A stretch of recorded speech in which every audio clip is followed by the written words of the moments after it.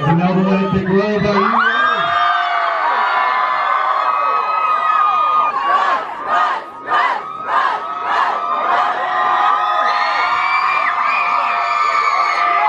Can you hear me? I can't hear you. Try one more time. Can you hear me back there?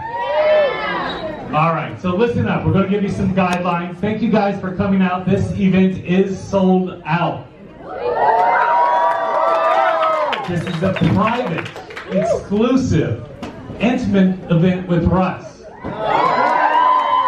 This is the VIP experience for the price of a book. You're going to be part of the discussion. You're going to be part of the Q&A. For $17.99, you got the book. You get to participate in the discussion and signing. You get to have your book signed by Russ. You get to have a photo with Russ. And on your way out, when we cut off your wristband, you're going to get a shirt.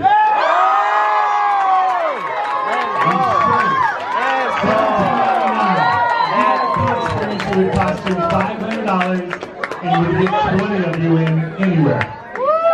So for $17.99, you guys are in for an incredible night, right? So when I bring Russ out, you guys can make as much noise as you possibly can. Whatever you pop this place, he's not coming right now. Relax. The next time you hear my voice, he'll be right behind you, okay? Then you can make some noise. I cannot forget you.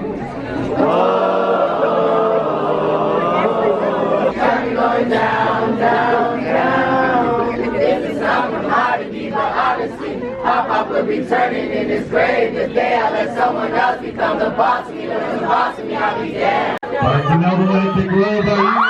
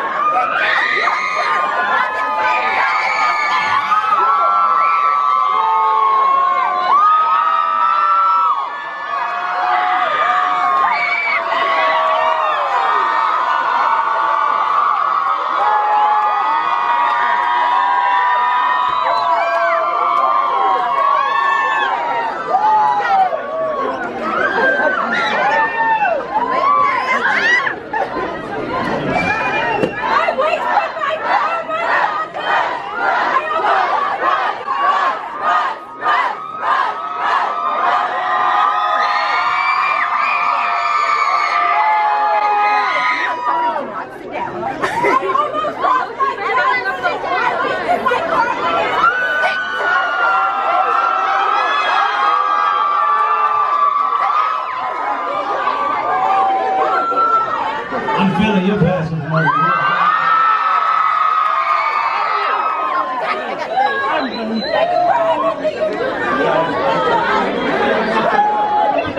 This is fucking intense.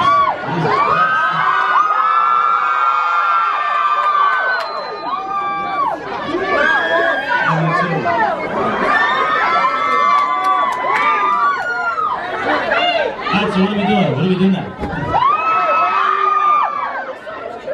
How y'all feeling? Y'all good? How much time do we have? Can I, like, how long can I ramble?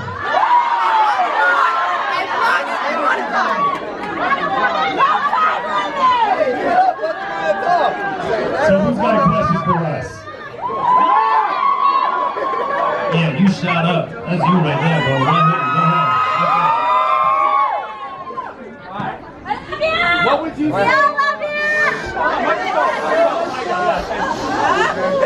One, guys in the back, I need you off those fixtures. Everybody down. Everybody down. No, turn. This is different than the other.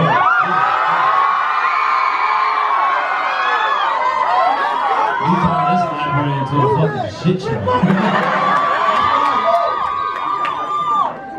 Alright, what would you say to the person who you inspired to start making music? Somebody who was inspired by you, the way you were with multiple different artists throughout your life. And I ask that because that person is me, and I can't wait to make music with you one day. would say, honestly, I would say get rid of the when. Because I'm sure you maybe have something, a lot of people have like a deadline in their head for their own blessings, which is like the worst thing you can do to yourself. The whole attachment to, oh, well, if it doesn't happen this year, then what? Then you give up? You know what I'm saying? You gotta accept that we may never see each other again in that light, in the studio or whatever, for 10 years. You have to accept that, right?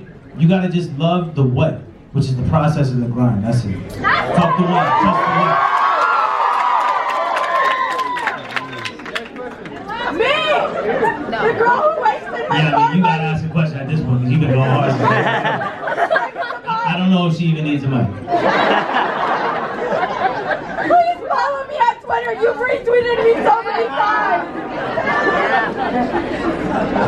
So, what do you do to stay motivated? I have mental health issues, I have child trauma, and I don't have the support in my family.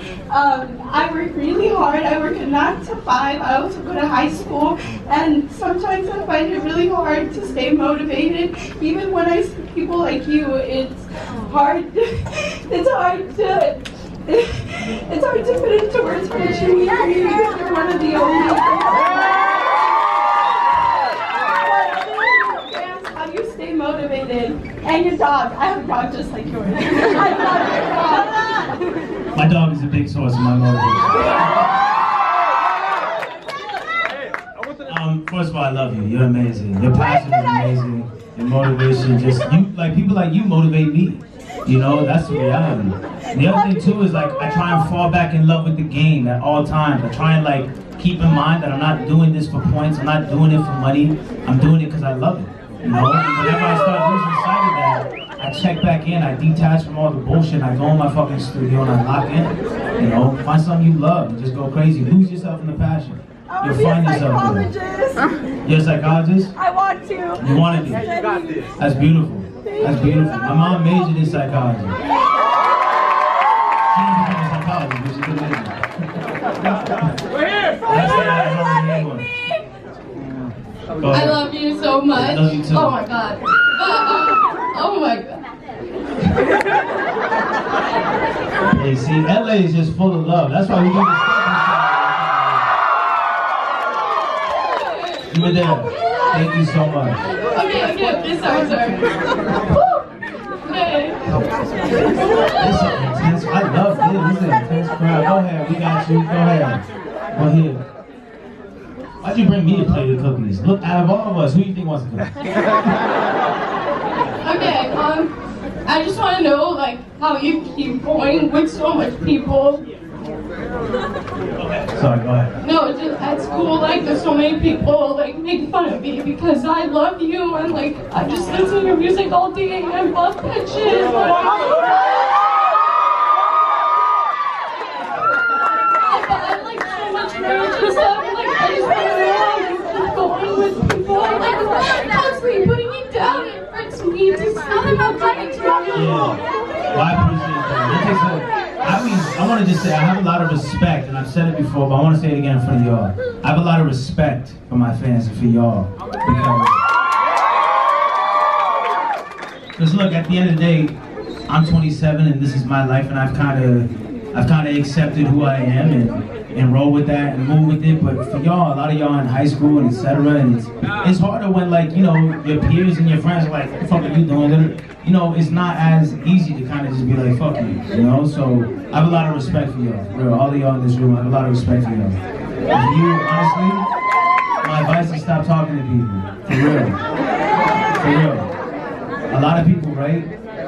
A lot of people aren't worthy of your space. And of your time, you know? And I think a lot of times as people, we want to be liked. I think it's natural. We want to be liked, we want to be amongst, we want to be accepted and all these things.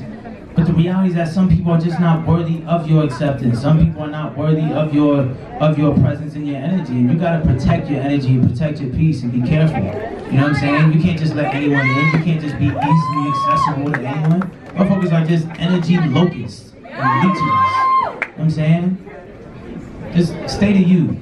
Yeah, I love you too. Guys in the back, I really gotta have you off those fixtures. I gotta have you. I'll move in just a second. I'm gonna give this guy back. He's got a question. First of all, put your motherfucking hands up for Russ.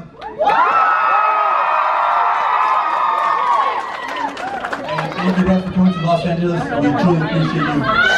Russ, this is a personal question. I noticed you mentioned your father your music from time to time. Was he a negative or positive influence from time you were born until now? And how have you overcame that adversity? How often do you think about it? Nah, my dad was a positive. I talk about it in the book where I feel like my mom, by being so emotionally and spiritually in tune and connected, you know, allowed me permission, gave me permission to be vulnerable. Yes! You know? And then with my dad is the, you know, you read it in the book, he's the one who turns the steering wheel into a drum set, and, you know what I mean? Like, and just walks around the house, like, if a song is playing, he's just adding harmonies that aren't there and going off on solos that are not in the song. Just being insane. But his love for music gave me permission to pursue it. So I love him to death. Absolute positive. Yeah. Hi, I just want to say you're beautiful inside and out. Thank you. The girls are amazing. Thank you. Yeah.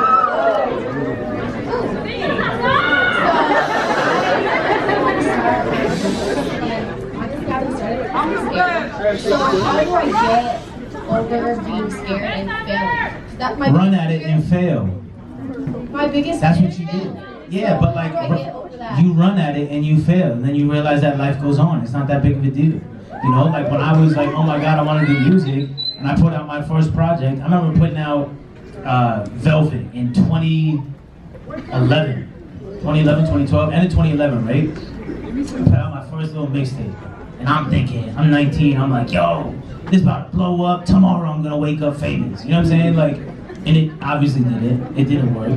But once again, I don't do this for results. You know, I do this because I love to do it. So I went back into the studio, made another project, made another one, I made 11 of them, and none of them worked. So they all quote unquote failed, but I look at those things as stepping stones. I had to go fail 11 times, and all those times in the studio to stumble on the process, which was the song a week, and me failing got me to succeeding, you know? So you just can't, you can be scared, but you gotta just run directly at it, you know?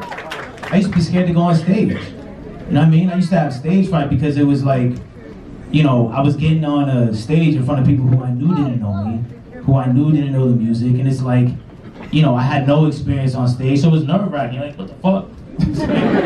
It's crazy. And you know how I got over it? What's going on stage. That's how you get over it. You feel me? There's no way to conquer a fear unless you run directly at it. You can cultivate confidence. Yeah. Russ, my guy, what's going on?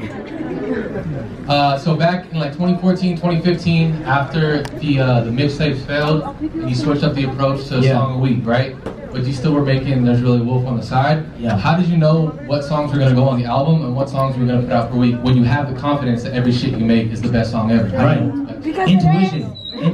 You know what I'm saying? So, yeah, no, it's a great question. It's just intuition, bro. You know what I'm saying? Like, you know, like certain songs just, what music does in this whole journey of going after a dream and a personal truth, it makes you tap in to your intuition and to your gut and to your instincts, you know? And a lot of people ignore those things, those initial bursts of feeling that you get when you first hear the song. You're like, yo, it's the one, and then you might play it for other people and you don't get the reaction you want. So now you start second guessing and doing all this weird shit, but it's intuition. Like, I made Cherry Hill the same night I made Willy Wonka, but Cherry Hill didn't come out for 2 years. It's just, thank you. It's just intuition, you know what I'm saying? And this whole journey, it strengthens the relationship you have with yourself, you know, and that's important. You made it! Alright, so this is for up-and-coming artists. What would be your best advice for like someone that hasn't blown up yet or necessarily hit that huge mark of success yet? What would be your best advice for up-and-coming artists? We're talking about you?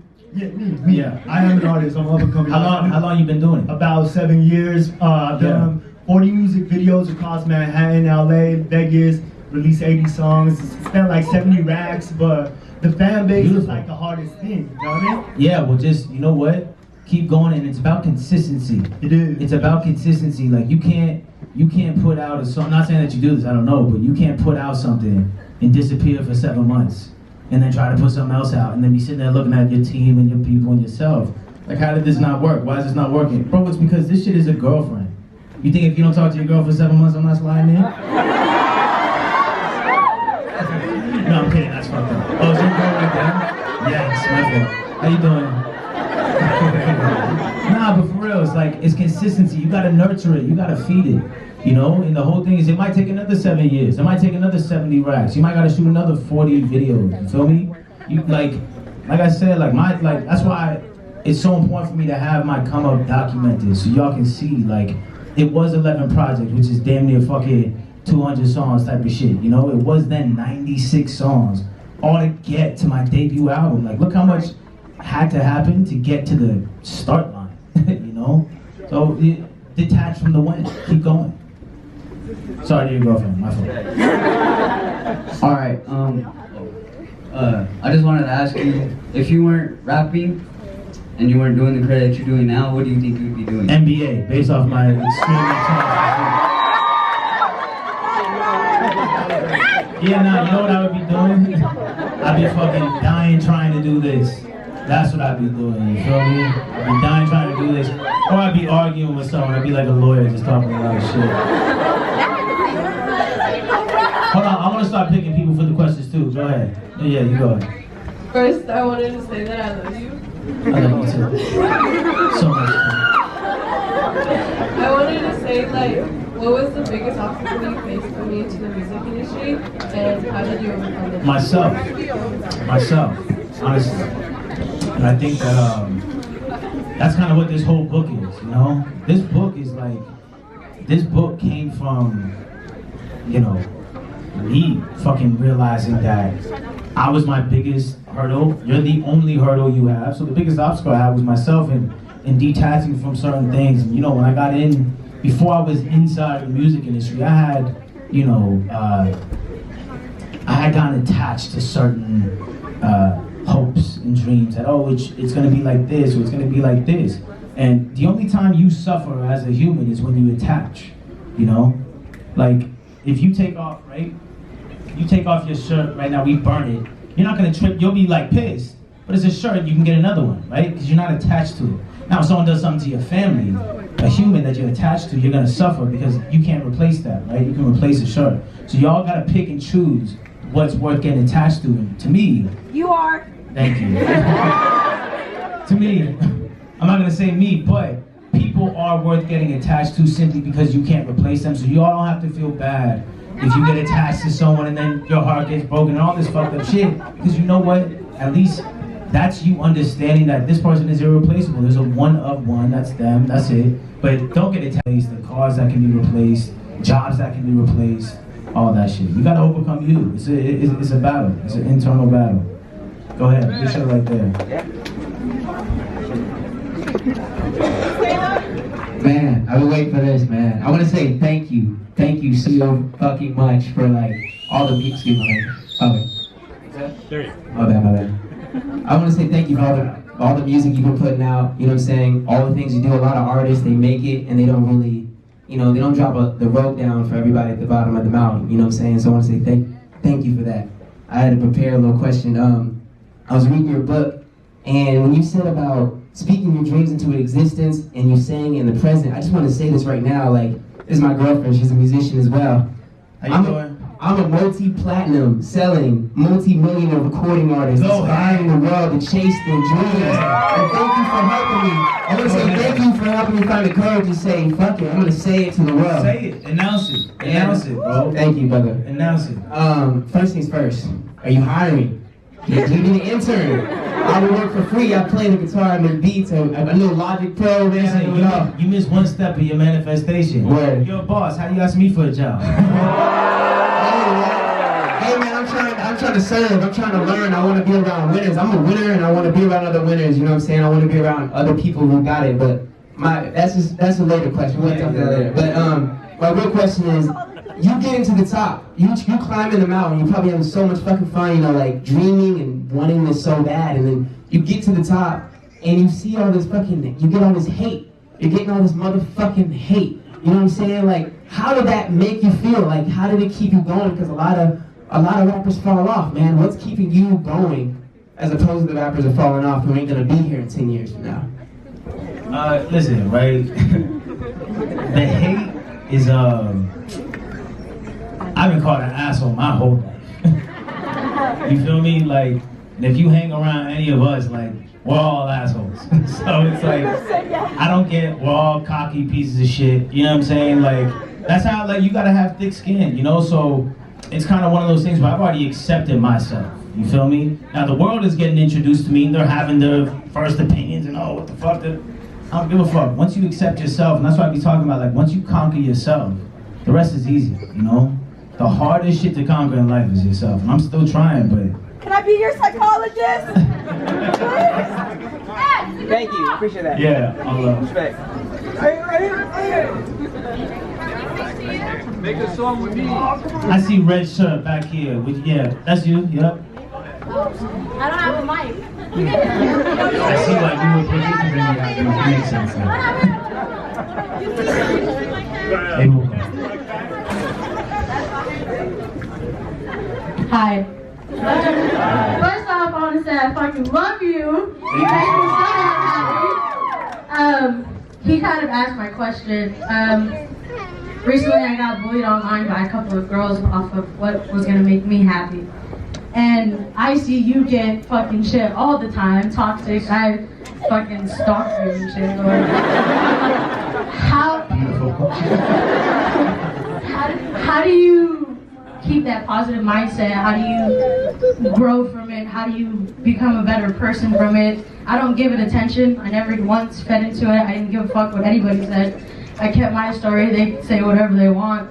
But mentally, it fucks with me. It messes me up. But you get it from millions of people. I got it from only like 10 girls. Yeah. So how did you grow from that? How did you stay positive? It wasn't always easy. Like, you know, if y'all remember, Zoo was a real chaotic album, which I love because it perfectly represented. But then also, that Just In Case EP I put out, and I'll get real with y'all real quick, that Just In Case EP I put out was literally because just in case I died, and that was really what I was going through, and it wasn't suicidal thoughts. It was just, I just felt this overwhelming feeling of death and all this fucked up shit, and so it's not always easy, but what I had to do to get through it was step back and realize that, you know what, this is something that I've loved since before I knew I loved it, and I refuse to let people rob me of my fun and my joy. It's all in your head. It's all in your head, exactly. It's all in your head, 100%. So I had to step back and tap back in. I had to snap out of it to snap into it. You feel me? And get back into who I am and my happiness. Don't let people rob you of you. Who the fuck are they? You know what I'm saying?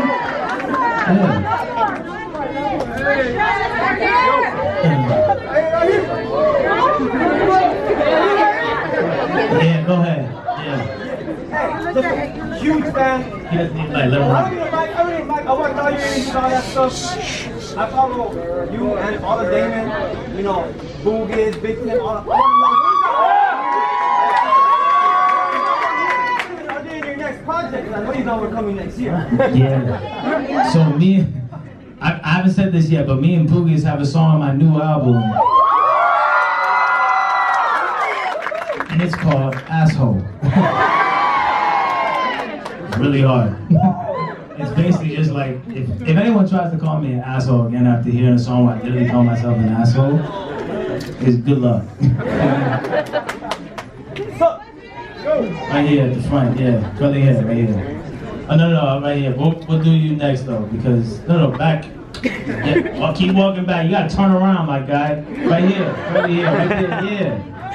Right here in front of you in the front. Right here. Listen, bro. You're slapping. You feel me? You're in La La Land. It's okay.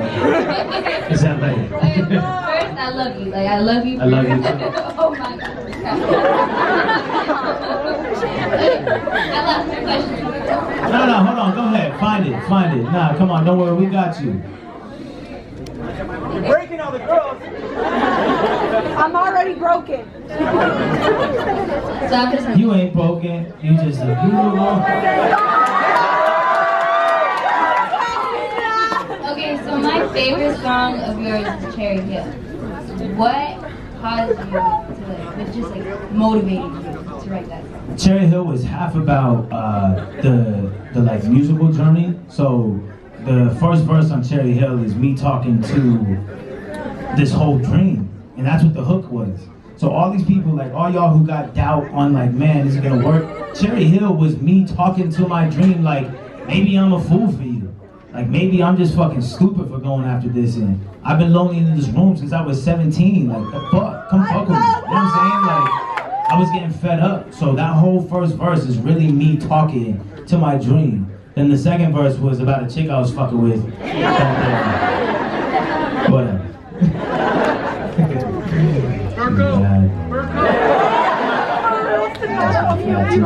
She was the one and do it myself, but her ass all of a sudden got fat. I was like, what? You want to do that with you and me? What happened? That bounce back body's real. Go ahead.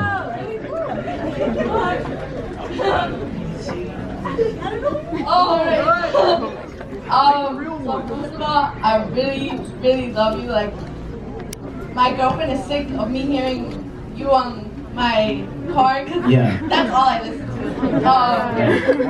My question is to you, when you are in the studio, what motivates you to start a beat or a song? What inspires you to, just in general, just... Sometimes, so like last night, so I'm a little hungover. Last night, I was about to reference a School of Rock quote, but whatever. Last night I made like my favorite song I've ever made in my life. And, it's crazy. But what's the name? But so there's certain times, very rare times, where I have a whole song idea, like in my notes, that I want to make. Like, man, I really want to make a song called this. You feel me? That's super rare, but most of the time, you know what it is? It's about showing up. And a lot of people, I don't buy into the narrative, into the belief system of, well, I'm not going into the studio unless I'm inspired. You feel me? Like, I believe in forcing yourself to at least be in the position to get inspired. So I go into the studio every day. Every day of my life, I at least walk into the studio, I play beats, I fuck around with shit, just to like, on the off chance that something happens. And a lot of times, that's when it happens, because I feel like that's a test from the universe. Like, how bad do you want it? We're not gonna only give you amazing moments when you feel inspired. You gotta go fucking find it. You gotta show up. It's about showing up, for sure. That motherfuckers be shooting up.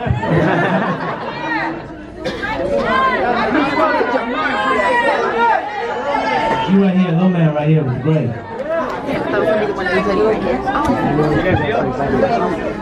Hi, my name is Jacob, and first of all, I love your music. Thank you so much.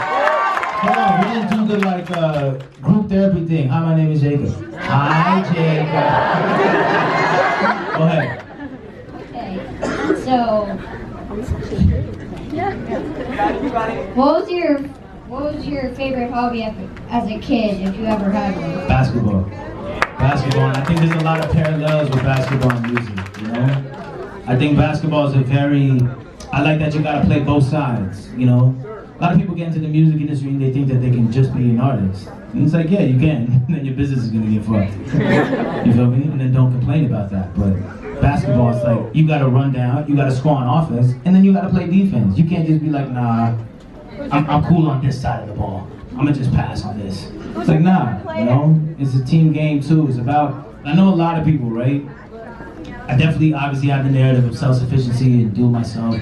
I do a lot of shit myself, but at the same time, I've had a very fortunate life and to be blessed with really, really great friends. Not even just, it's not about having sometimes great, you know, people with big names and shit around you. It's about having people around you that believe in you almost more than you believe in yourself. Because for those times that you maybe are slipping and you're fucking up, you gotta have crutches of reality and crutches of confidence. You know what I'm saying? If there's ever a time where you're not believing in yourself, you gotta have someone that believes in you for you a little bit. You know? So it's you know, it's a team thing, but basketball was my favorite hobby before. Shout out to Jacob. How old are you, Jacob? Huh? 8? Holy shit, that's amazing, man. That's amazing. What's your favorite hobby? You have 2. Go ahead, give me the mic again. Kickboxing and jiu-jitsu. I'm sorry, Brazilian jiu-jitsu. Fire, I love it. My brother Frank is right here. He be doing jiu-jitsu too. It's my personal trainer and nutritionist. You can't tell by my physique, but it is my personal trainer and nutritionist. I just rammed a gallon of mashed potatoes down my gullet before I went in, so you can't tell by it. Right here, Polo.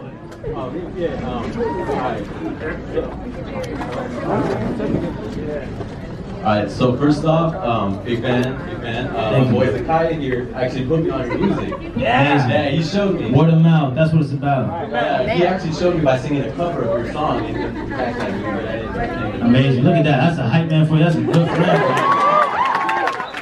That's my boy. I'll shoot a music video soon. So, Beautiful, love it. Yeah, but anyways, what I wanted to say is, growing up, I was never really strong emotionally. Yeah. But when I found your music, it kind of helped. It kind of inspired me to become a filmmaker and make movies and, want to do all this, right? But my question to you is, like, what advice do you have for people who, aren't strong emotionally and, I don't know how to finish the sentence. No, yeah, I think I know what you mean. It's the same thing I was telling you right here. It's, bro, you gotta run directly at it.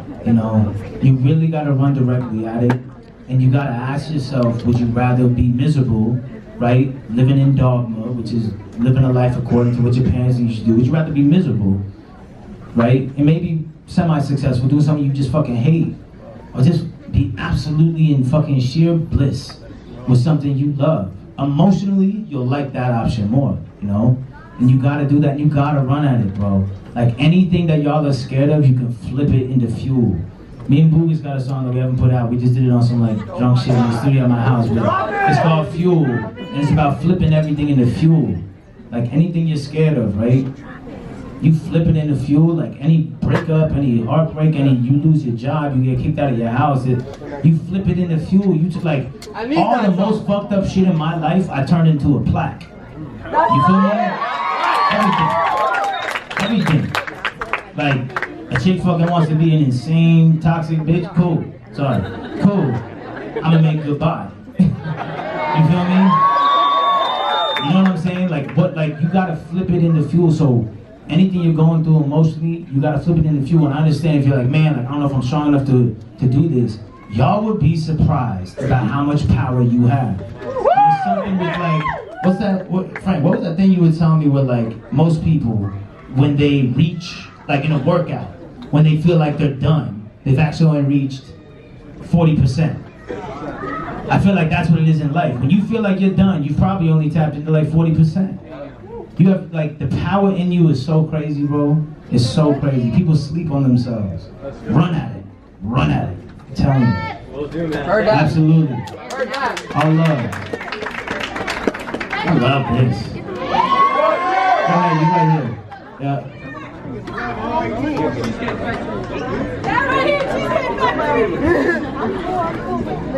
How did Cheesecake Factory come up? Right here, Cheesecake Factory. You wanna go? Applebee's. Did you get me Cheesecake Factory? I can't because Frank is here and he'll slap it out. I appreciate you laughing. Wait, what's he say? You don't want to know. Okay, never mind. She probably said fuck Frank. Okay, I understand. I honestly sent him that text. Go ahead, my fault, bro. You're good. What's up, Russ? I don't know if you remember me. I met you last year after your show at Staples, which was fucking crazy. But growing up, I was a big 50 Cent fan because with his aggressive content, he helped me a lot. He helped me out a lot within my life because, with my mom, she had cancer. When she was going through chemotherapy, it was really tough for me. So, I was with 50's music, with his aggressive content, it helped me go through a lot, helped me a lot. And and I was watching one of your interviews, and you said like how M and 50 were like your biggest, or like one of your biggest inspiration. And I wanted to know, like, what was about like 50's music that inspired you a lot?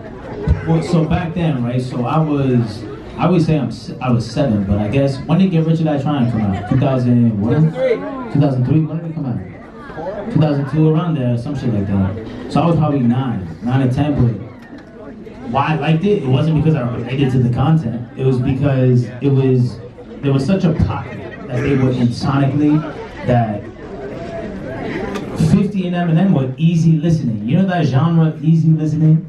They were like, to me, they were easy listening. The pocket that they were in, they taught me how to understand music on a deeper level. They taught me that I'm fucking 7 years old. Find me in the club. Why the fuck? Mommy, you got it.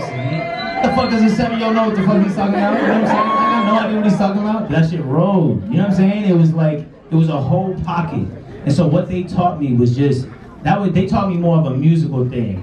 Not so much a life thing, but more of a musical thing, and about how you gotta pass the ear test. You know, like if any of y'all play sports or whatever, you know, when you're watching someone play basketball, football, you gotta pass the eye test. Like, you can look good. I don't even know if you look like you're good. You know what I'm saying? Look at this dude's jump shot. He's just trash. His looks good. You know what I'm saying? Yeah, exactly. But, so they passed the ear test, you know? So they taught me how to just be in the pocket. And a lot of people sleep on the fact that Eminem and 50 are some of the most melodic rappers ever. Without Eminem and 50, we don't get a lot of these people, you know? They were the original. We got a question all the way back here, Russ. The last guy in line. Go ahead. What's good, Russ? My name is David Chino Contreras. I'm doing a master's at CSUN right now. I'm a poet, artist, activist, photographer, all that good stuff. But if you had one line to give a motivational line that somebody told you your whole life, that kind of scarred you, that hurt, but kind of helped you, that built you, right? That was a roller coaster. That was a roller coaster. A scar, but it helped. Sheesh. Yikes. Any advice, I always just think of my mom. You know, when I think of, I still just always, even right before I walked out of the room back there, I was like, what if this turns out better than you can think, you know? What if this, and the other thing she always says too, what else is possible? Whenever you get a blessing in your life, right? Let's say you really want to go make, you want to make this song become a plaque. You get a plaque. You want to get this job. You want to get this girl. You want to do whatever you want to do. You want to make this amount of money in your account. Whatever. When you get it, the thing to ask the universe and the question to pose to the universe and the intention to put out is what else is possible. You know, you can't get too hung up on just like, you can't think that this is it. You know, it's like when the Rihanna shit happened with Best on Earth, I was like, this is fucking insane. But I was like, damn, what else is possible? Because that is such a fucking reach. There was not a thought in my head that was gonna happen, because it was one of those absurd things. You know, she wasn't in the equation at all before that. Come on. That's how I felt it's insane. tonight. It's insane. It's like, what that does though, right? It makes me think that as we're talking right now, Beyonce is listening to the song, posting it right now. We have no idea. You know what I'm saying? And that level of imagination and reality and possibilities where everyone needs to tap into. You cannot dream too big. You gotta literally say what else is possible, and you gotta literally be like, you know what? Yeah, why not? Why not? You feel me? Why not? Go ahead. 3 more questions. 3. Right here, right here.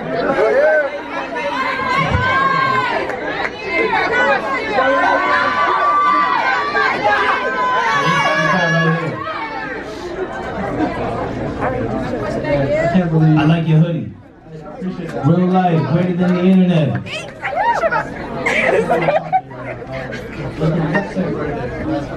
September 26th. Okay. I don't know what that means, but okay.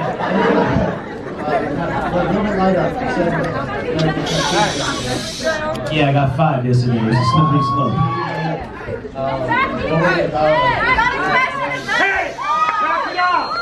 Hey, listen, bro, relax. Stop. No, no. But this is we're not in school. You're not a principal. You just pump the brakes real quick. These are my fans. You feel me?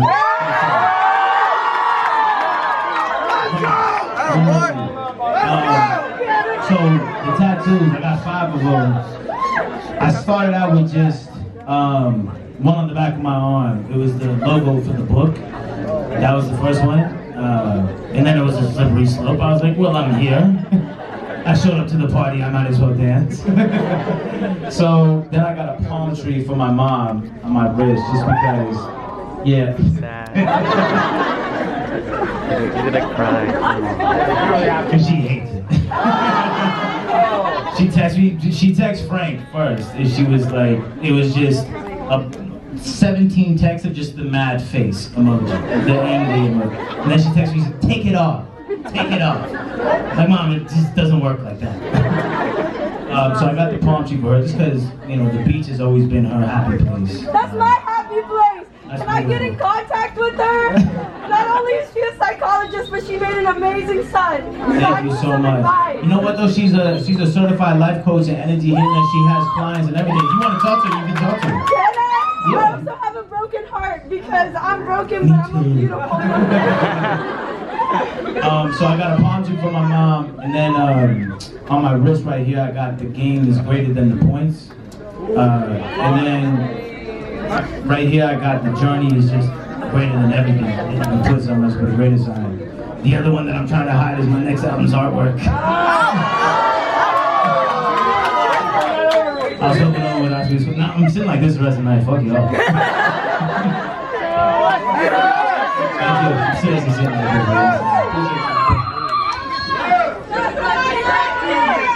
You can pick someone.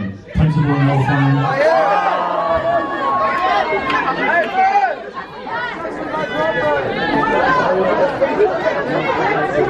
First of all, thank you so much for me getting so much shit. Second of all, sorry to say Me too. you say you want to I'm sweating, are you? Yes. Not yet. Hold on. So you say you want to collab with artists like Kanye and Drake. What's stopping you from doing so now if you aren't already? I don't have their number. And second of all, would you be producing that specific song? Honestly, at that point, I'm with that. I'm with that. Shit like that, I'ma just show up, you know? And it's about, like I was telling them, it's just showing up and putting yourself in the position to receive the blessings. A lot of people are not open to receive their own blessings. They're not ready yet, you know? And they're blocking their own shit. And that's what this book is about, getting out of your own way. So, you know, I'm open to whatever. You gotta let your, you know, the other thing my mom always tells me before I do anything, especially interviews, she's like, why do you yell so much in your interviews? I'm so angry sometimes. And so she always tells me, let your barriers down. Barriers down. I feel like those people are outside. Are we on TRL in 2005? Those people outside?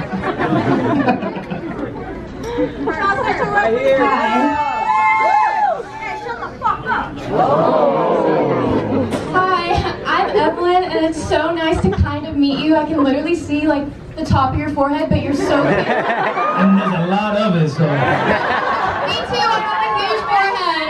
Yes, me, you, and Rihanna, let's run it. Okay, so about the book, there's a line in the first chapter that says, "My body is certainly not in the room while you are listening to my songs, and yet I am." Yeah. I want to ask you, as a musician, you know that with a beat and with melody and all the other things that go into making a song, it's easy to feel a certain way because of the tone and not really the words. So do you think that your words, just your words and your bare thoughts, are going to get through to people as much as your music does? No, that's why I wrote a book. Yeah, seriously, like I wrote a book because I know that, listen, I know there's a lot of artists who I think are super talented, but I just don't like the sound of their voice, so I don't like their beats. And that's why, like, I don't mind when people hit me up and they're like, bro, I fuck with what you're doing, I don't like your shit. It's like, I get it. You know what I'm saying? I get that. You know, some people, like, music is so many different things than just what I'm saying and what I'm talking about. You gotta like the beats, you gotta like the sound of my voice. Like, you ever meet somebody and you just like, Yeah, I just don't like the way your voice sounds. I just don't like it. It's just not gonna work. Is there anything I can change? No, there's nothing you can change. I just don't like this sound of your voice. But so that happens, right? And so I realized that, look, I got a lot of shit I'm trying to tell people, and I got a lot of messages I'm trying to give people, but music can't be my only medium and my only vessel to do that. So let me do a book. Why? Because a book, you don't have to like the sound of my beats or the sound of my voice unless you get the audio book. You just gotta, like, it's all the messages, it's just substance. So I really feel like the book is gonna have almost more of an impact than the music, because it has potential to be more impactful and more omnipresent. Because you don't gotta fuck with my music. You know what I'm saying? And I feel like there's a lot of people who maybe don't fuck with the music, but it's hard to not fuck with the message. You know what I'm saying? So, yeah.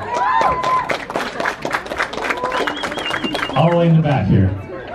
Like the way she works. Go ahead. Russ, man, hey, best one out of LA. I'm a producer. I don't know if you can see me, but I got it on video. Good. Hold on, let me see if you... I'm right here, man. Yeah, you are. Go ahead. Hey, so producer out here from LA, songwriter, engineer, mix master, engineer, everything myself, do it all myself. I have one question, and no one's asked this, and I've known that. I've looked at all your videos, interviews. I'm a crazy freak, yeah, all right. Basically, will you make a song with me? And I have my USB right here with me, and I have all the beats. I'm the hottest out in LA.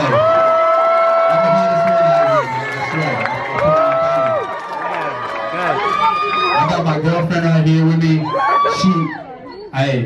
I'm eating with straws. I'm eating with straws. Hey. No, I'm kidding. What's your name? Issa Polito. I go by Issa Vibe. How do you spell your first name? I-S-A. You should just go by that. First names are hard, bro. First names, one name. Yeah, come up here and give this USB to my manager right here.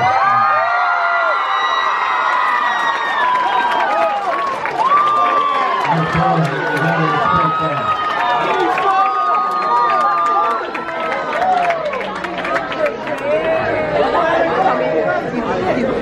I love it, man. Oh, we just locked in the tour for next summer too. I'm going back to Atlanta. Moving up the venues a little bit. Gotta go nuts. Can I get a free ticket? I'm low-key broke. I'm not even. How you know you're gonna be broke next summer? Tomorrow. You're that tired.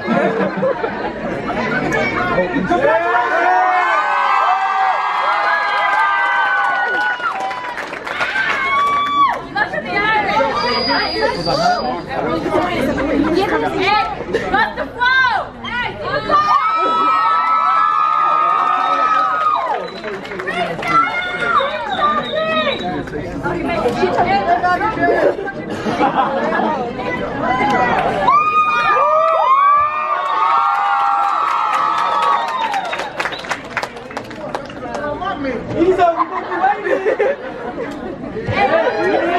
Yeah, a couple more. Come on, let's keep it running. I'm gonna let you pick. Principal.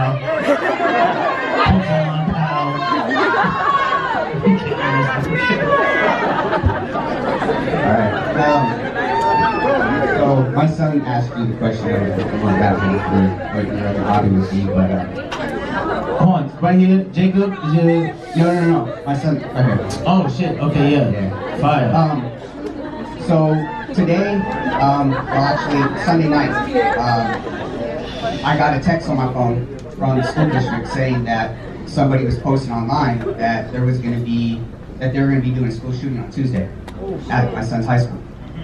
As a parent, that shit scares the shit out of me. I knew my son wasn't going to be at school because obviously we were going to be here, but it still puts in perspective like how crazy this fucking world is turning into. And I know a lot of your fans are. I'm 35. 34. Just turned 34 2 weeks ago. Don't get ahead of yourself. Yeah. Rock out 34, come on. But no, like a lot of your fan base is younger. So my question to you is, what are some of the challenges you think that this next generation is going to face? Because you know this world's falling apart day by day, minute by minute. I think the biggest challenge that this next generation is facing is group thinking. That's what I think. You know, I think there's a lot less individual thinkers because you got to think, right? What social media has done is it's created a lot of group thinking. It's created a lot of, well, if this has 20,000 retweets, then it's the truth. And I don't want to be on the outside of it. I guess, yeah, I'm on board with that. You know, people are so conditioned with numbers nowadays that they just move with, if they feel like there's a large group going this way, they're going this way too. And it's scary because a lot of people are so conditioned with that now that they're so scared to be an individual thinker. They're so scared to just be like, nah, like, I don't give a fuck if 100,000 of y'all feel like that. I feel like this.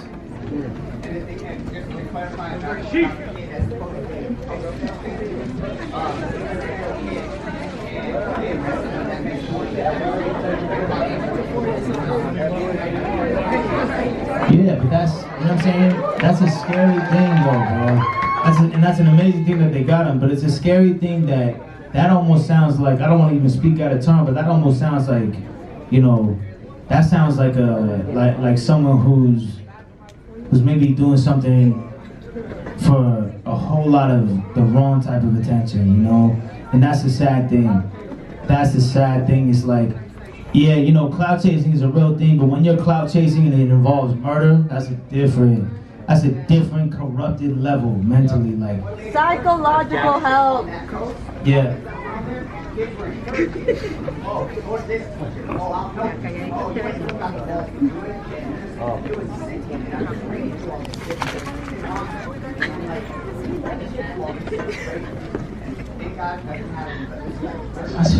That's fucked. Like, that's group thinking. You see all the fucking cheerleaders, go do it, you won't do it. It's group thinking. It's a lot of herd mentality. It's a lot of sheep going on. It's a lot of mob mentality shit. It's a lot of like fear of missing out. We want to be amongst and everyone wants to just be a part of, you know? That's fucked. That's fucked. I'm glad y'all are good though. I'm glad y'all are good. Right here, yellow shirt.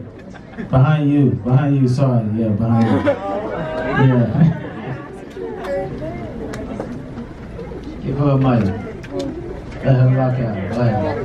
Uh-oh, I think I got the mic. Does that mean it's my turn? No. Where'd our principal go? He got mad, huh?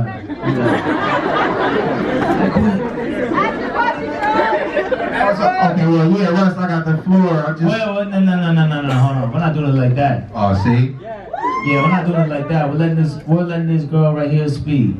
Feel me? I feel you. Yeah. On our way up.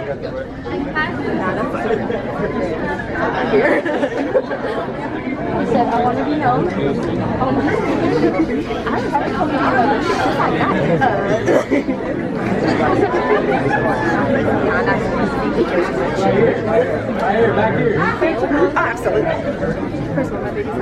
I have no question, but I love you so much. Thank you so much. I love you too. Right here, Summer at 7 shirt, right here. The beanie on. You're walking the wrong way. Oh, you're doing the round. Oh, now I'm being just really First up, consistency. I don't think anyone's ever asked this question before, and it might not be very serious, but are you ever going to cut your hair?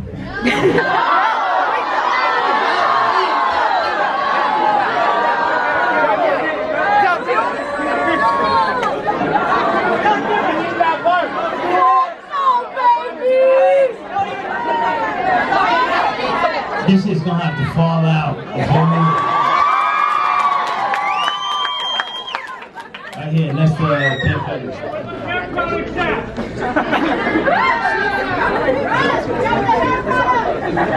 I'm not dropping no hair products. Watch, I'm gonna drop my own, then I got y'all. Trust me. The biggest fans. here. Who's your kids? Go ahead. Yes, amazing. Her dog's name's Lola too.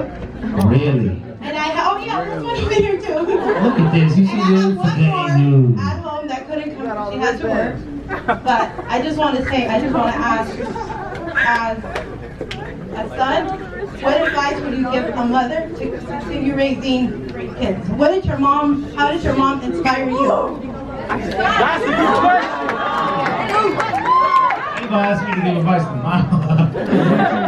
What did your mom do for you? How did she motivate you to do that for them? She gave me permission, you know?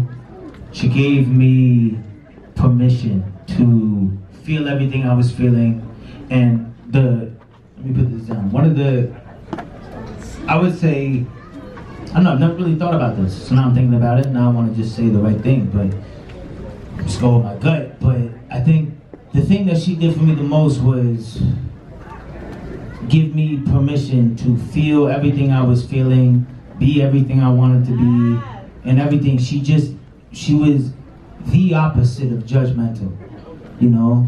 And I think that short of a leash, that long of a leash, I mean, just to let you roam and do your thing, and you want to do that, or you love that, or you feel like this, or whatever, it allowed me organized chaos, you know? Like when you're growing up, it's chaotic. But when you get to kind of just be reckless, right? You kind of learn what you like and what you don't like. Like my parents were always the cool parents. Like people were coming to my house to do shit because they were so lenient, you know? Like my mom, my dad, they were cool, whatever, you know? And I had friends who were just trapped in a cage. And the second they went to college, they're heroin addicts now, and it's fucked up. You know what I'm saying? Seriously, like my best friend one of my best friends in high school who I went to be a roommate with in college. And the first time I saw the college I went to was moving day. I went there because shit, my best friend's going there. I wasn't even, I don't advise that for people. I was just going there because I kind of knew deep down I was always going to do music, so I didn't really care like that. But I went there off the strength of the friendship. He ends up becoming literally a heroin addict, but it's because his parents kept him on such a short fucking leash that what do you think he's gonna do once he gets a little bit of freedom? He's gonna go off the fucking rails. So my mom and my dad, but yeah, my mom, like, not like, oh, she let me do anything. There was always boundaries, but the permission to be vulnerable and the permission to do what I wanted to do, and she was just so encouraging and supporting whatever I wanted to do. Whether it was when I'm in 8th grade and, like I win the stock market game in the middle school, she's like, oh, you should be that. Or whether it's, whatever it was, my mom was just my best friend and my cheerleader and everything. So was my dad. I just feel like that's the best thing you could do. I don't know. Jesus Christ, I don't have fucking kids. Probably the best thing you could do is be the biggest fan they got, and be the first one. Shout out my other daughter. Of course. What's your daughter's name? Alexis. Shout out to Alexis.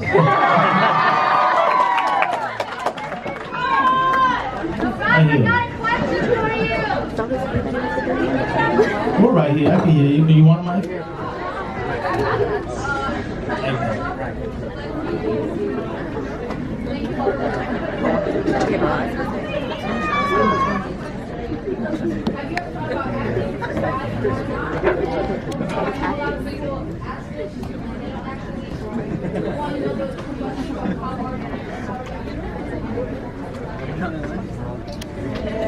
Yes, I thought about acting because I think I'm gorgeous. So.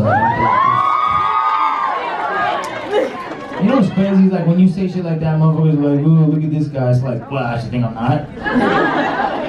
What's wrong with some people? You know what I'm saying? Nah, but I have thought about acting just because. You know why though, low-key? So, hold on. Real quick, right? My director and one of my great friends is sitting right here, Edgar Estevez. Edgar, stand up. Let him see his belt. Yeah.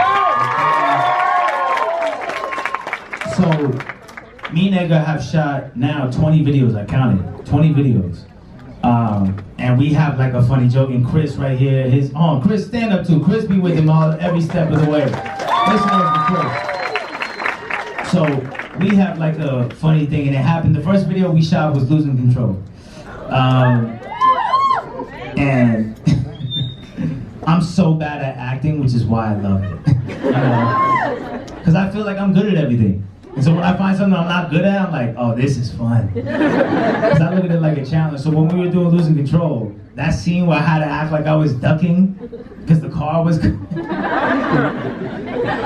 that took a questionably long time to do.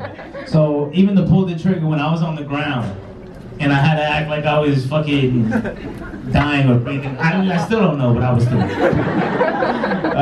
But I love that it was hard to do. I love that it was challenging. So to loop it all back into Tarantino this, so I said last year, I was like, watch, I'm gonna be in a fucking movie by the end of next year. I don't know how, but watch, I'm going to. Because I had this epiphany. And I was like, okay, you know, when you play, I like playing 2K, I like playing Madden, right? I be playing video games, I be fucking around. I like doing the creative player shit, right? When you start out as a 60 overall, you start out as a bum. And I always liked getting to be a 99, and then I would turn the game off or start over, you know? And so I feel like with music, I had this epiphany last year, like in December. I had this epiphany where I was like, man, in music, now there's things left to do, but for the most part, everything I wanted to do, I did. Sold out arenas, plaques, the whole shit. I went from the 60 to the thing. I was like, it's time to just start a new career mode. I was like, you know what? I need to go be a 60 overall again or something. And I'm like, well, shit. I'm a fucking 40 at acting. So let me start there. So I was like, nah, watch. Next year I'm gonna be in the movie. And to sum it up, I don't know the fucking status of the shit. Where's Milan? I don't know the status of this shit right now, but somehow, right, this year, I landed the lead role in a movie. I have no idea how, because I know based off of me saying that, so I'm also not surprised. Yeah, but it's also like, I remember telling the director, like, are you sure? Literally, right? First conversation we had with the director, I said, listen, I'm terrible at acting. I have no idea what I'm doing. Are you okay with this? God, we love it. And I had an audition still, and we auditioned. I'm like, bro, I know I'm fucking this up. No, this is not great. I'm like, yo, I'm just being me because I don't know how to act any other way. And somehow I got the lead role. So yeah, I'm gonna get into acting, and I just think it's another thing to start out. I love the idea of being shitty at something. I really, really do.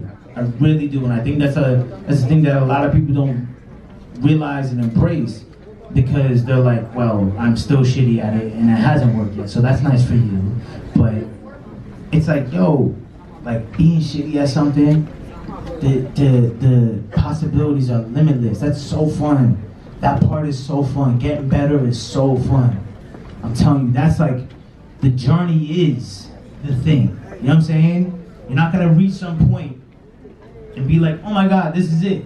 Finally, there is no destination. That's why my song, The Journey, like, the journey is everything. There is no destination. The journey is what it's about. So it's like, as long as I can be on a journey, I'm happy. I don't want to get to a point where like I'm done and my feet are kicked up and all, like, fuck that. You know what I'm saying? Like, I like always being on the journey or something. I like being, like, the idea of acting and me being shitty at it, I love that. Because it gives me something, it gives me a second life almost. Let me go get good at that now. You know what I'm saying? Yeah. But as far as the how am I appreciate you asking that. I do. And I'm much better off than I was 8 months ago, 9 months ago, you know? And I had to, and that's what, I was just tempted to tell the next album.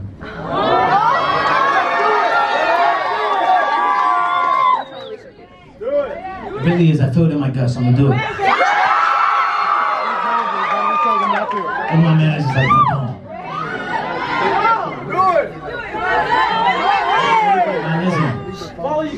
Listen. Nah, I won't show you the tattoo like that. But I'll give you the explanation of the album title.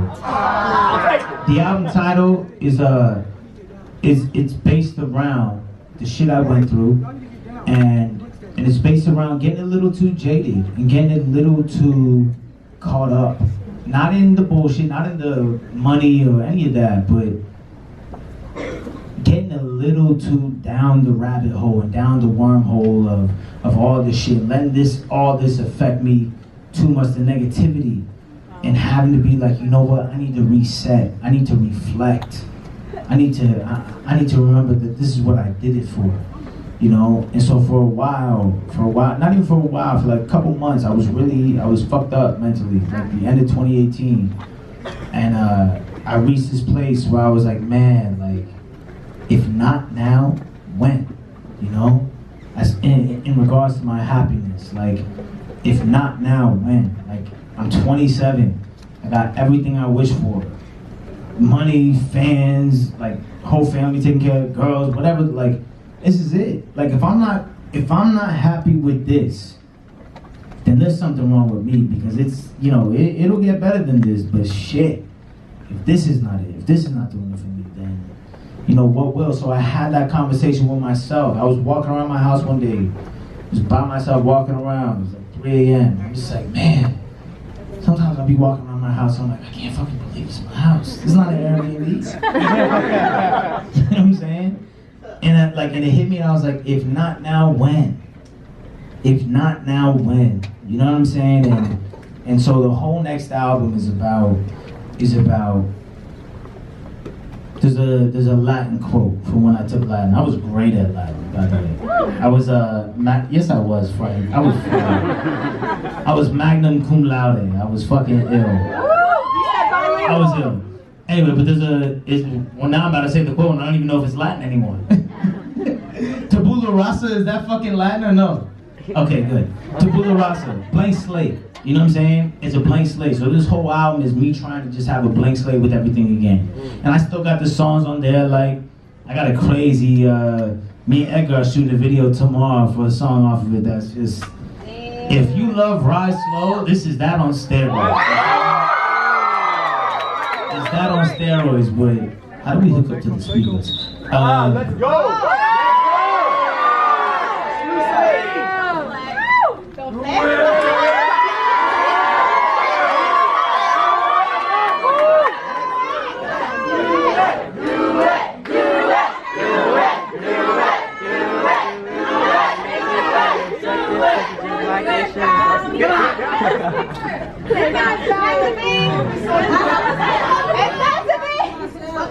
I don't even know what the original question was. I'm just not talking. No, it was, how am I? I'm good. Yeah. I'm good. The album title. We're talking about it. I'm gonna tell y'all the title in like 2 weeks. Don't worry. But y'all are the first ones to know that I'm announcing that title in like, what's the day? 18, 19? Like 12 days. I got y'all. I got y'all. Nah, we're coming through crazy. We're coming through crazy, for sure.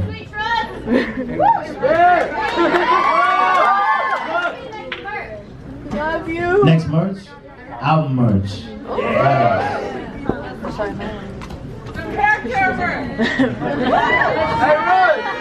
My hands getting tied.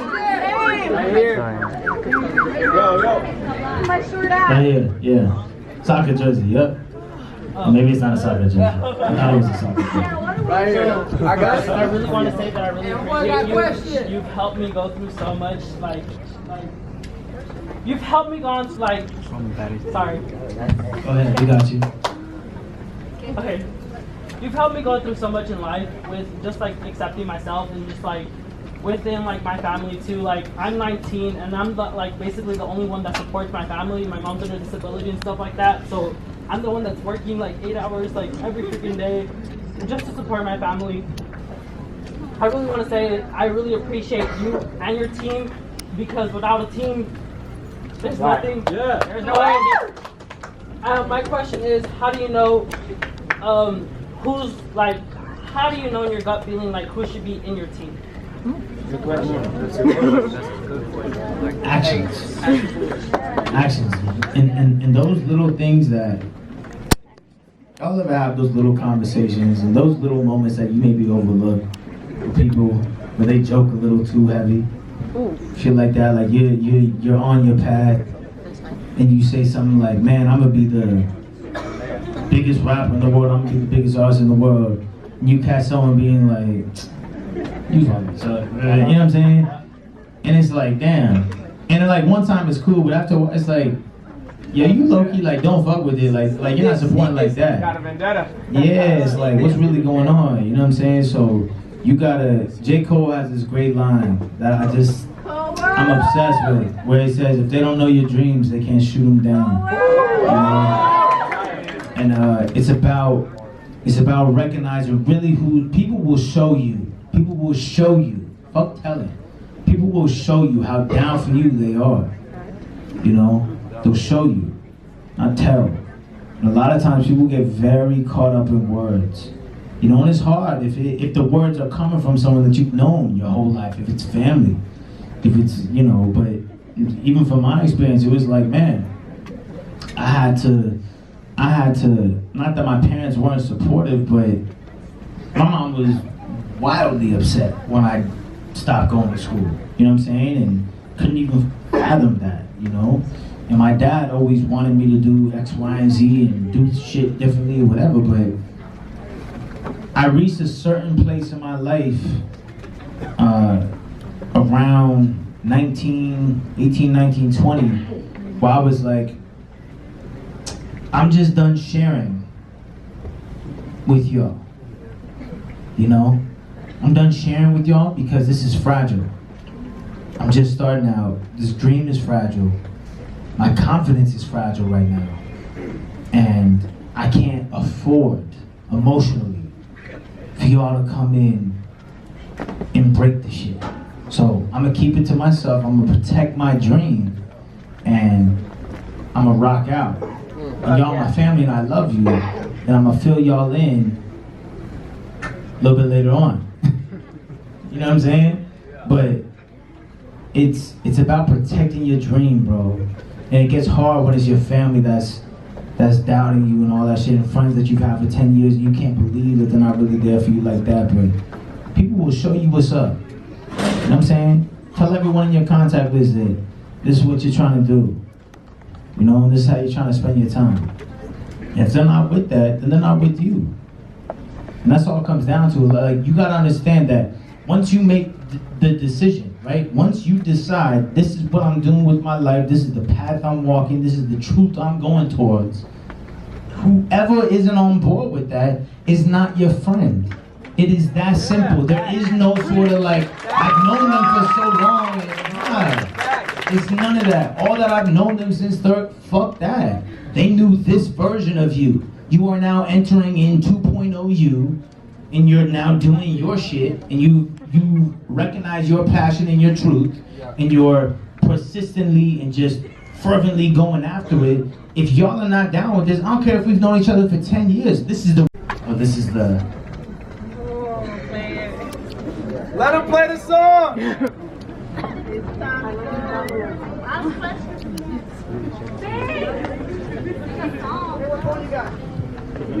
Well, this is fucked up because.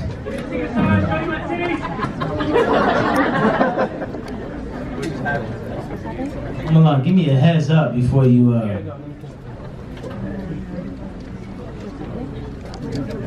What's happening, man? I'm gonna play y'all something off the new album.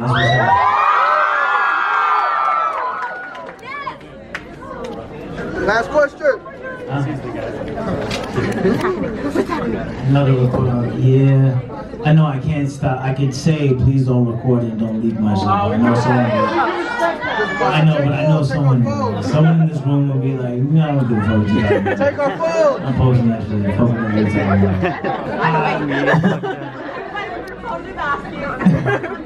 It's whatever. I told everyone that at the Portland concert. Remember that shit last year when I was like, yo, I'm about to play Nobody Knows in Civil War? And I was like, don't record this shit, motherfuckers. I walked out of the venue. Russ, new song, Super. God damn. I remember that. That motherfuckers took negative 8 seconds to betray me. Sheesh. And be your own fans. Make sure we're turned all the way. All right, so before you do it, are we all the way connected? Hell yeah! Come on. Look at the person behind the psychologist. Look at her with the phone. Look, come on. Look. Don't put the camera down there. Shit. Come on, how do you know? How do you know how it goes? Wait, I have another question. Do you remember your fans when you're having a talk in the line? Because you've retweeted me a lot of times, but I don't think she remember everything. Tweeted you a lot of times? What's your app? I remember when people's app. Wait, it's a very bad habit of mine. I was fucking with you for like 2 years now. but can you follow me when we're in line? Can you follow me in line? It's just Stephanie with a whole bunch of underscores. You're breaking my heart. Oh, that's good. Good. You'll grow from it. That's a live man right there. You're welcome. But will you remember us? No. That was my original question. I remember who? You? At this point, yeah.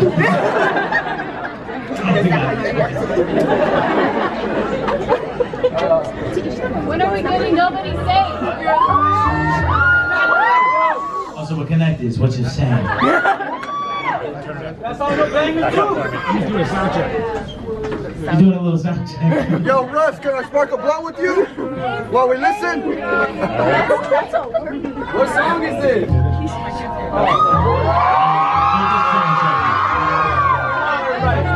Her ass fat and fat.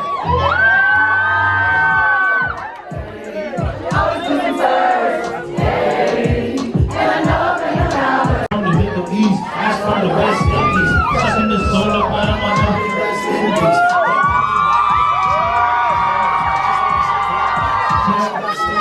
She said stop talking.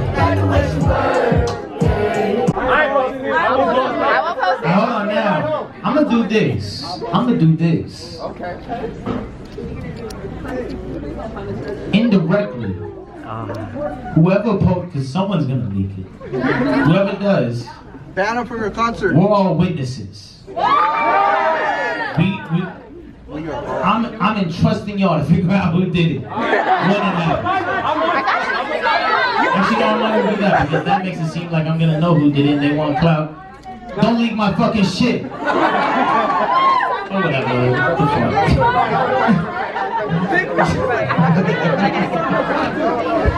Yo, so let me give a little background on this song that I'm about to play for you right now. It's called Nighttime. It's the interlude on my album. But I feel like it's just so ill to put out the interlude as a single because I'm that ill. You feel me? So the story on this, I was with a chick, we were at a Thai restaurant, right? We eating Thai food, right? Little pad Thai noodle vibe, we're fucking with each other. We're having a good conversation. It's okay conversation. We're having a good conversation. And like, you know, if y'all who do music or just anything, like, sometimes music is thinking of you when you're not even thinking of it. You know, I'm trying to mind my business, eat my noodles, right? This shit playing on the speakers at the Thai restaurant. Well, I'm like, yo, this is hard. It's crazy hard. Like, yo, you hear that? And she fucks with music too. She's like, yeah, it's hard. So I Shazam it. Get it? It's got like fucking 200 Shazams. I'm like, golden. Golden. Because as far as like clearing samples, like, it's one thing to clear a Michael Jackson sample. You clear somebody who only has like 200 plays, like, they're not gonna fucking kill you. You know what I'm saying? They're not gonna attack you for $1 million type of shit. So I'm like, yo, this is beautiful. So I'm like, yo, okay, well, we eat the Thai noodles, whatever. I'm like, let's go back to the house now, right? So we go back to the house. I'm like, yo, let's go to the studio. So we go into my basement, we go into the room, we're smoking, we're drinking, and I'm flipping that sample that we heard at the Thai restaurant spot. So I made this beat, it's called Nighttime, and it was funny, cause it's always funny making a song about someone while they're in the room.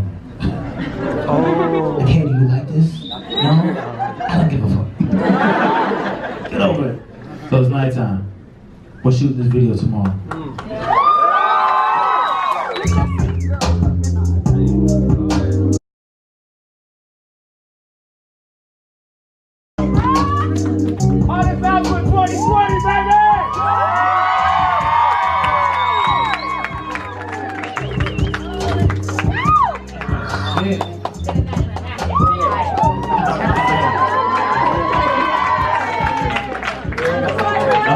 with that.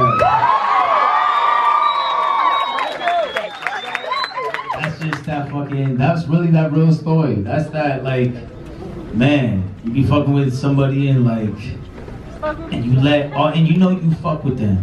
You know you fuck with them. They know they fuck with you. Nighttime is. Y'all start drinking a little bit, smoking a little bit. All of a sudden everything comes out. Fuck you. No, fuck you. Now we're fucking. Jesus Christ. Holy shit. It's a roller coaster. Now we're angry again. And now we're fucking. Insane. It's just, and then you see how the end of the song goes, like after all this like beautiful, not more miserably beautiful shit goes on, it's just another one of my hopes. It's like, damn, so you ended up leaving. So you got left. It's okay. You brought melody back. Hey, you brought that melody back to the game. Heavy, man. You changed that shit up. Thank you, bro. Thank you, bro. I made the hardest shit ever last night, though. I kind of want to play that.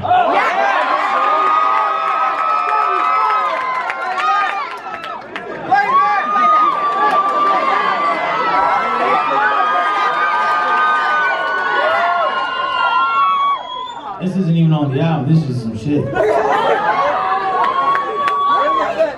don't let that shit fly. Yo, and that crazy hot voice was me too. I just been in my basement fucking around. You know what I'm saying? Give us the good. I got this shit I made last night called Hard For Me. And it's just the realest shit ever. Go ahead and play it, man. It's the hardest shit ever. Scott Storrs produced it. I got Kurt Chambers, which is Dr. Dre's guitarist, playing the guitar on it. I mean, this shit is fucking ridiculous. It's not on the album. It's already turned in the album. This is just some shit I'm gonna put out. Thank you. Oh, and Tim, my homie Big Tim. Big Tim is on the album. At the very end of the song, I was like, Tim, I need you to go in there and just say, bitch.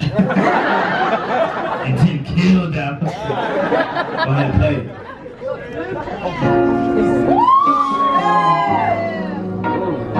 Y'all heard it here first? This is going multi-platinum, I promise you. Ready? Yeah, tired of going hard for people. Please go hard for me. Tired of going hard for people. Don't go hard for me. When you love somebody, the truth gets hard to see. It'll knock the wind down, make it hard to breathe. Yeah.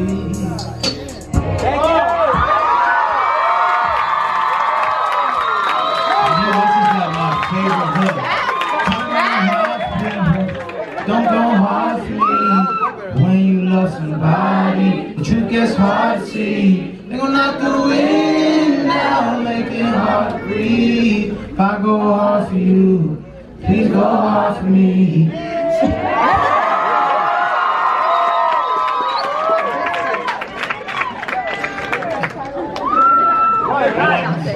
Now I want to do like an album listening.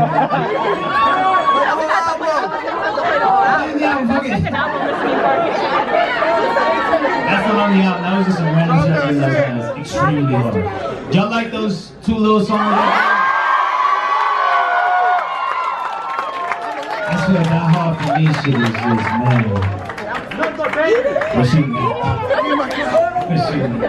it. So what do we do now?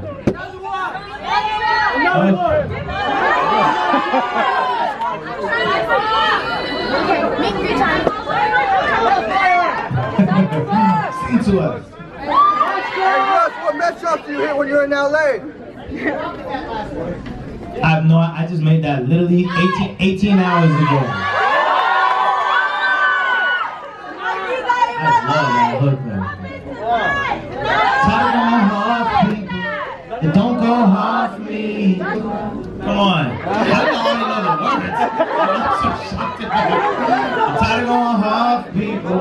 Don't go hard for